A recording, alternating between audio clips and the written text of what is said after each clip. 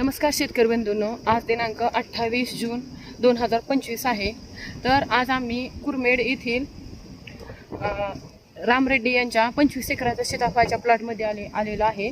तर हा प्लॉट आपण पाहू शकता। आम्ही 20 मेला याची छाटणी घेतलेली होती व दरवर्षी आम्ही या प्लॉटला छाटणी घेण्यासाठी येतो।